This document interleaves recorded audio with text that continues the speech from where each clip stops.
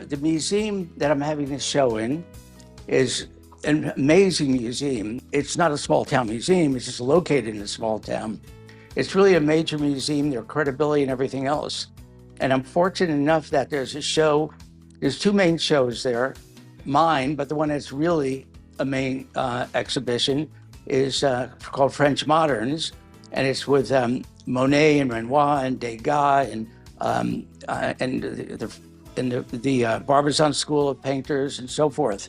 And their show, which was first before this, was at the Brooklyn Museum, and it's on for about, I think, 5 months here. My show is on. It's on for 7 months. But the thing is, those guys in that show attract a lot of attention. But the issue is, they're already dead. So I'm alive, and I'm exhibiting classic fashion and the deterioration series, and they really do a great job. It's a beautiful museum. It's quite large, and this whole beautiful museum is being torn down because they're doubling the size of it, and they're going to keep it open until the other one's finished, and so forth. But my show started beginning of February, and it's over the end of August. But what we wanted to do is create something that's more narrative, and it tells a whole story of what led up to the deterioration series and the fashion. So we worked on this, and we created this narrative book that's 90 pages, and it really is it's done, I think, quite well, and it talks about how my career evolved and the merging between fine art photography and commercial photography. Keep it moving, and you know, where I started, the painterly look and so forth. So and then of course this is the photograph that led to me getting into fashion photography, where in an outdoor art show, the creative director saw it and gave me a fashion ad. And the whole story of all of these things and things I've talked about are here. So yeah, and then advertising, I kept the look and the style. Robert Frost, Complete Book of Poetry, the cover, and then Wrangler jeans and fragrances and the horses, and something with Mark Twain, you have to read about it. And then Saks Fifth Avenue Newsweek, the breast cancer, Caress soap and Chic things and Absolute, and these different ads that ran into, keep it moving, more things like that. And then it goes into the images that are in the show, and even more with the vintage fashion and who each of the models are. So there's a lot of information. It's a pretty thick book, or pretty comprehensive, because it is 90 pages. And we're not letting it out freely, but we want to do, if anybody who's a member of our group, we'll give you a link to it. And anyone who's going to be joining, we'll give them a link to it also. There's different things that we're working on that give you different ideas of ways to really promote yourself in limited edition books, portfolios, or something else in publishing. But you see, when it opens, you don't see a gutter on the spreads. So, and it's quite thick, the papers and everything else. It's just ways of working with different publishers or different sponsors to help get your work out there. The thing is, when I first started and I heard about online sales, it was First Dibs and Artsy. First Dibs is more was antiques, jewelry, art, but really high-end art with all the high-end galleries participating. And then Artsy is just really art, and it's just really a great resource to see what's being done by what galleries. And it's something that made me realize that these galleries are competing with each other. It used to be, you have a gallery that's in New York and they represent you and that's it. Or you have a gallery in a smaller town and they represent you and you don't go to someone else. Well, on Artsy, I have about 15 galleries from different places around the world that represent my work, and they're competing on there. So, but the one thing I have to be careful, as long as somebody is not shopping around for images or for work, or trying to find out and trying to get the artist directly, you can't try to, you have to be ethical about it. If you explore artsy.net, you'll see I've had I've had several shows on it put on by a gallery. One gallery out of Greece did a very provocative show, images that I would never be able to put on Instagram or hang in my kid's house. My house is something else, but anyway. Does each gallery just get one or two of your images, or do they all? No, the good news is some of them have inventory, some of them have too much inventory, but with this, you don't need any inventory. It's on demand. So here's the provocative one that we did. It's called, what was it called? Under the Veil? Oh, here it is. Behind the Veil, okay. Midnight Cedo Behind the Veil. One of the images, and I said to Holden Luntz, who's a very well-established gallery in Palm Beach, that I have this metal that I'm using, and right away he said, no. He was too much of a purist, he didn't want to do it. But then he said, if you want to try it and it makes you happy, I'll do it. So he took in one of the pieces with metal, and then all of a sudden I start getting calls from other photographers that are part of it, also for the show that I had at Jacob Javits for Chromolux, and they said, "How is it?" Let me say, and if you go to Holden Luntz now, with all their great photographers, they have it. They're practically all using the metal now, all using the metal. So Chromolux appreciates what I've done, and the thing is, I just always like to try new things. So that's why, I mean, Melvin Sokolsky and Stephen Wilkes and Doug Kirkland and Harry Benson and Joyce Tennyson and all these really, and they're all using the metal. And so, so it helps me go forward with it. So it's just a matter of, like, we have a recording on there about building relationships from the very beginning. Like I've told somebody who's Alfred Gonzalez, because he wanted to get a scanner, that he was looking to buy it, to speak to the people that are the manufacturers for it and tell them what you're doing and start building a relationship with them, and he did. Okay, so these are images that we're most proud of. And like I always say, it's great, looking at these, it's really hard to judge. If you're proud of them, that's great. As far as I'm concerned, the overall thing that you should take out of this is keep this in mind, because you'll see it in some of my comments, but it's true with every comment. Okay, if you're showing an image that you're most proud of, then what you should take out of it is that, well, if you're proud of it, then that's the one that really you wanted to show off. That's the thing that is giving you, that's going to inspire you to do the next image that you're also proud of. So keep that style and that look in mind. Of course, I know it's a challenge when you're really a good photographer, like a good number of our members are really great photographers, and they have images that they're really proud of, but the subject matter is completely different. But that's okay, because there's something about it that still shines through, having to do with the style. Because don't forget, we're all about creating a style, being a signature thing, being great images, and it doesn't matter if you're taking a nude, a portrait, a wedding picture, or a picture of a man of war. So I think, I feel like this is really, I said, brilliant.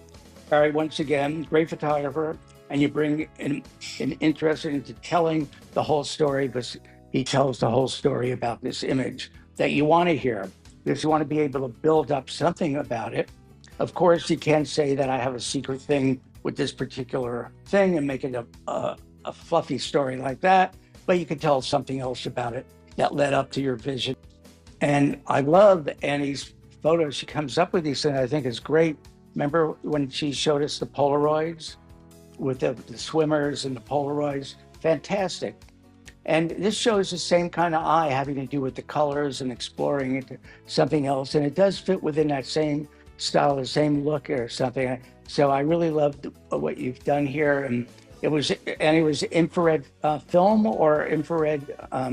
I had a Canon camera that I had dedicated for shooting infrared. With the film. No. Just it's a digital camera that's designed to capture the specific infrared. The lens has to be done because the lens has to be adjusted for the way infrared focuses on a different plane than white light, and the camera is completely dedicated to only infrared. So when I photograph, the images come out in RAW, and they look a very particular way. They look red and blue, and I then put them in Photoshop, and I manipulate them through the Photoshop RAW, which is very sophisticated now, and this is the result. Right, and it's complemented by your other work, which has that same kind of, like I mentioned with those Polaroids, you have the same appeal with the colors and the way you handle things. So I think it's a really great compliment to your work, and very nice. Thank you very much. It's I thought it was quite a strong portrait. The elements, the lighting, and so forth. I mentioned some things about it. But there's one thing that I also did mention that's lacking, is what is it about this picture? What is it about this picture that you like? What is it about this picture where you took it? What led it up to it? What could make this interesting more so than just the visual? The picture tells a story, but there's something more to it than that. And what is it? That's really important as you move along and take your photos. I think her work is great. I've seen a lot of things in her, and what she's doing, and everything about it that I think is really, really special. If you're looking at it directly, you can see it better. It's a little softened with a Zoom call, but it's really great. Her women things, her fashion, and the way she captures things, I think it's really great. And she has that consistent style through the whole thing that I think is right on, perfect. And so, as far as the category of the style that we do all the time, her images, I would say, is a winner of that. Now, Ken's got so many great images all over the place. So as far as this one, my comment was, you have so many images to be proud of as part of the group that fits into the story. I think these would be strong amongst the other ones, but there are so many images that you have that so many directions. So I ask you, why would you choose this one? I don't mean to doubt you about it. I'm just curious for your thoughts a little deeper than described here. Hey, Robert? Okay. Yes. I Yes. think that image might be stronger if it was in black and white. What do you think? I see it's a little tinted, but it needs some, you see, as far as I'm concerned, it needs some separation. I have a difficult time. It has to be a really strong image, to be black and white still life. Well, I like his title, The New American Dream. Right. Well, of course, I like the title. It is a great title for something like this. What can you imagine his nightmares? If this is his dream, what's his nightmare like? Marita always has like a strong style with her pictures that you want to know about, being should I say, provocative, and other things with her multiple exposures. So as far as that, she certainly carried through on the look and her style, in these. So I like them. They show her direction and something she evolved to, and I think her work is quite interesting, abstract, and captivating, where you really want to look into the image and figure it out. Some images you can spend a second and say, I like it, I don't like it. In this, you can't judge it until you really kind of look it over and understand what you're looking at. Lots of reflections. Yeah, multiple exposures. Evocative. Very.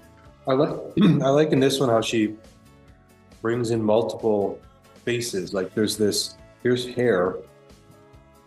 So there's a face here, there's a hat, and then face here, then there's a face right here.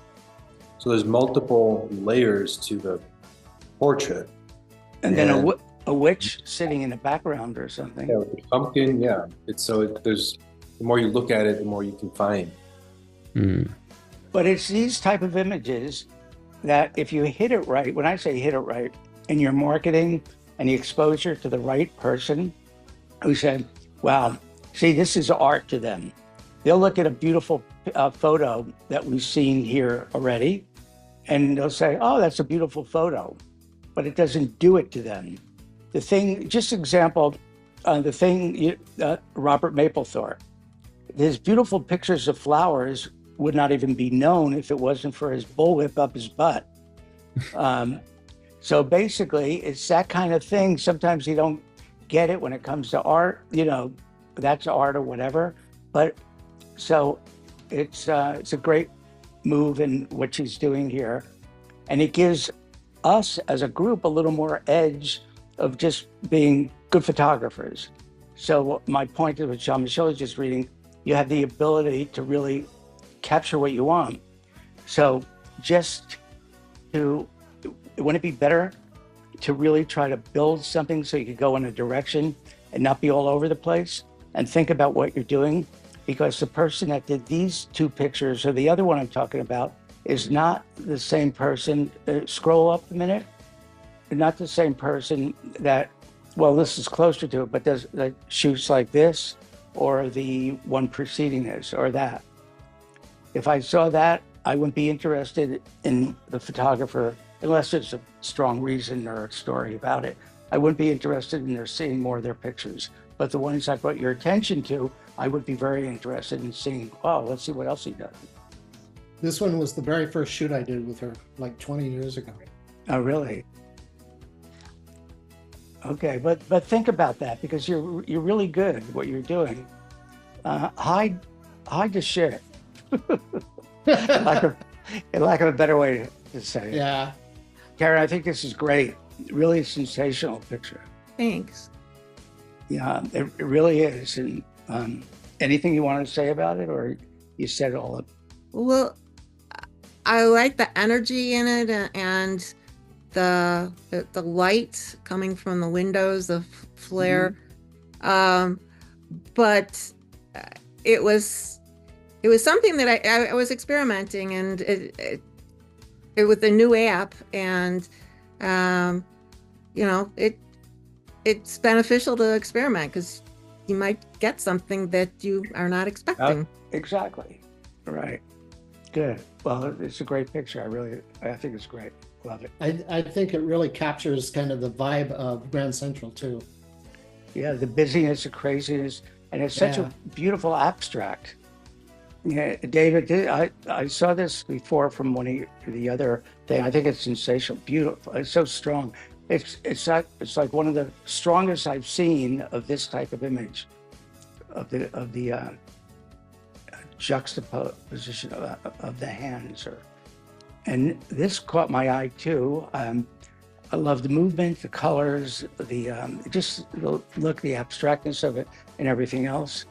And I had one comment on this because I don't know what Steve this is. We have a number of Steves. It's Steve Dwarman. Ah, Steve Dwarman. All right. I know Steve Dwarman for years. This is the first time you've been involved in this. I think I submitted one other picture a few months ago. All right. How you doing, Steve? Good. It's good to see you. Good. And yeah, no, this is great. But one thing I mentioned, and I love to see other images that I would like to have this similar type of thing. Because when looking at this, I went on and wanted to find out what Steve it was. I went on your profile page and I saw pictures that didn't go with this. So my thought to you is, if you feel the same way, really do that. You do look at what you really liked about this that you're proud of and make it happen some more. It doesn't have to be with surfers or whatever, but it just the same feeling, the same mood, capturing the movement. I got a series of these that I'm really happy with the movement and the color in them. And create a portfolio of them, and also put them on a profile page. Now put them on, upload them to this area, you know, and let people comment on it and build a portfolio with it. And if you're proud of them, take those other pictures off on your profile page and keep it going in that look. Yeah, good to see you. Good to see you too. So I love that still life. I thought it was great. The horses are as well. But the one that you had with the AI and that buffalo, and if you remember, I said that's really strong. You show any of these galleries, especially that are out west, that in a 40 by 60 print, they'll sell it in no time. You show them this, they'll throw you out of the gallery. Right. So my point is, look what was special about that and what you did with it. You can see that you have an eye, the way you use the lens for this and the composition of it. I can see it with the horses and what you did with the other thing, but get more of a look. Experiment with your camera, with the light, with the film, and you know, you got that good composition like that. What can you do to enhance these with your photo even better, to equal like what you got with the buffalo, to keep a look and a style that somebody say, not only the buffalo I want, but I want these horses. So I enhance it with the AI then? Well, you can experiment with it. You know, I'm not the kind of person to say, yeah, use Photoshop and change it. I would rather play around with it, kind of the way I'm shooting the camera, how I'm exposing it, a filtration on the camera. Oh, okay. And then what you could do, if you want to do it the way before, what we were talking about, the way Russ did that, if you want to do it where it's complemented with a combination of the AI and the photo, then do it. Or like you did with the buffalo head, that way. Right. That's what I thought I would do the next. You know, when I took these, I would do AIs of them all and see what that has to offer. Yeah, because they're like this, and the one previous to this is the shoes are great. You know, something that says a lot about it. You don't even have to do it. This in the way it is, or in black and white, is great, but it doesn't stand with the same kind of one that the buffalo does.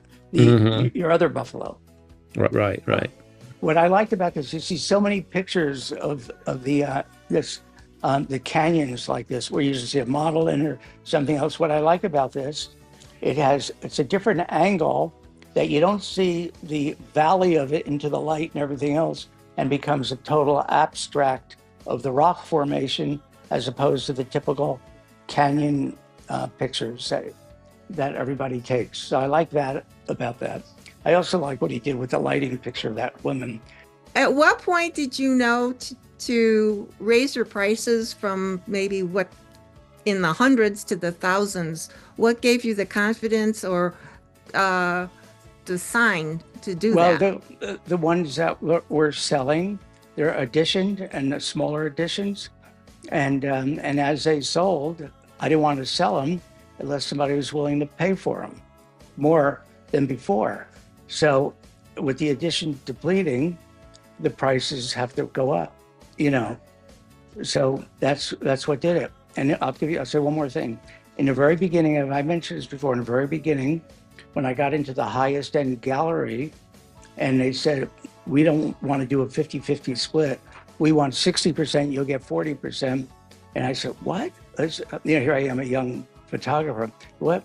He said, because we're going to raise your prices a lot of percentages above that. You'll make a lot more. And they were right.